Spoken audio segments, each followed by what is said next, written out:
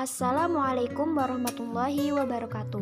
Kami dari kelas Hadis Tarbawi G dengan dosen pengampu Bapak Ridho Riyadi MPDI. Kami dari kelompok 8 akan mempresentasikan tentang etika siswa terhadap guru. Pertama, anggota kelompok 8 yaitu Lutfiatun Nisa dengan NIM 2120132, 2. Anggi Herawati Putri dengan NIM 2120142, 3.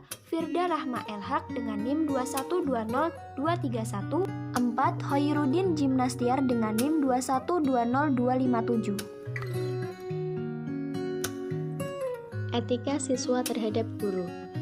Yang pertama ada pengertian etika. Etika berasal dari bahasa Yunani yaitu ethos yang berarti watak, kesusilaan, adat atau kebiasaan. Etika bisa pula diartikan sebagai adab. Akan tetapi, keduanya memiliki perbedaan, di mana etika menentukan baik buruknya seseorang yang didasarkan pada tolak ukur dari akal pikiran. Sedangkan untuk adab didasarkan pada tolak ukur ajaran agama, yaitu Al-Quran dan Sunnah. Kemudian, menurut Imam Al-Ghazali, mengenai adab atau akhlak adalah sebagai berikut. Sesungguhnya, akhlak itu adalah kemampuan yang kuat tentang sesuatu yang dilakukan berulang-ulang sehingga menjadi adat yang membudaya yang mengarah kepada kebaikan. Dan sesungguhnya, akhlak adalah hal ihwal yang melekat pada jiwa dalam wujud tindakan dan perilaku. Yang kedua, ada pengertian peserta didik atau siswa. Menurut Samsul Nizar dan Zainal Effendi mengemukakan bahwa peserta didik adalah manusia yang memiliki potensi atau fitrah yang dapat dikembangkan dan berkembang secara dinamis. Dalam bahasa Arab dikenal 3 istilah yang digunakan untuk menunjukkan pada anak didik. Ada harfiah yang berarti orang yang menginginkan atau membutuhkan sesuatu.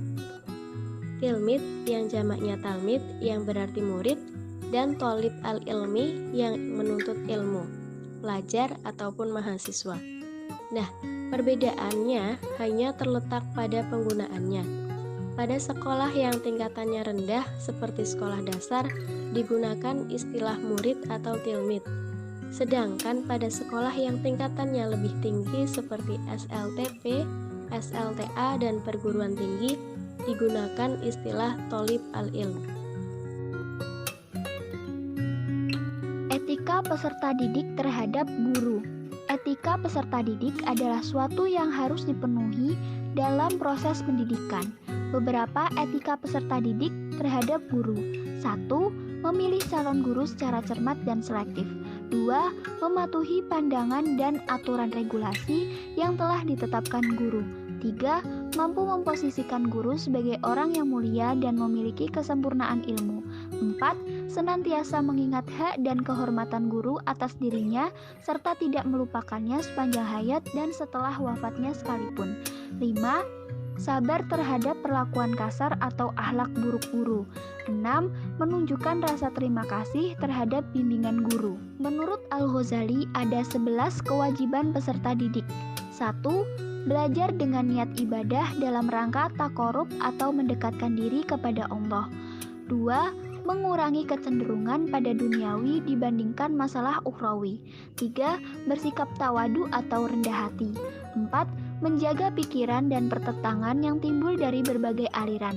5. Mempelajari ilmu-ilmu yang terpuji. 6. Belajar dengan bertahap. 7. Belajar ilmu sampai tuntas untuk kemudian beralih pada ilmu yang lainnya. 8. Mengenal nilai-nilai ilmiah atas ilmu pengetahuan yang dipelajari. 9. Memprioritaskan ilmu diniyah sebelum memasuki ilmu duniawi. 10.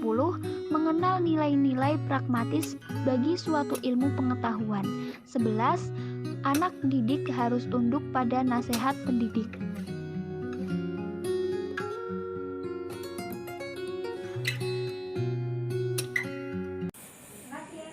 Etika peserta didik terhadap guru dalam hadis Nabi. Yang pertama, menghormati guru. Seorang peserta didik hendaknya menghormati guru, memuliakannya, dan mengagungkannya karena Allah. Sebagaimana dicontohkan dalam hadis, Laisa minna malam yuwakir kabirona wa yarham shoghirona. Hadis riwayat Ahmad At-Tirmidzi. Yang kedua, bersikap sopan. Sopan adalah salah satu perilaku yang dimiliki oleh setiap peserta didik, sebagaimana dicontohkan dalam hadis, ma wallahi starotu an ashrabal ma'a wasyafi'i yanduru ilayya haibatallah. Yang ketiga, hendaknya murid memilih guru yang tidak hanya betul-betul menguasai bidangnya, tetapi juga mengamalkan ilmunya dan berpegang teguh kepada agamanya. Sabda Nabi SAW, la yu'khadu ilmi man ila min amini syaqati li'anna qawamidini bil ilmi. Yang keempat, bersabar terhadap kesalahan guru.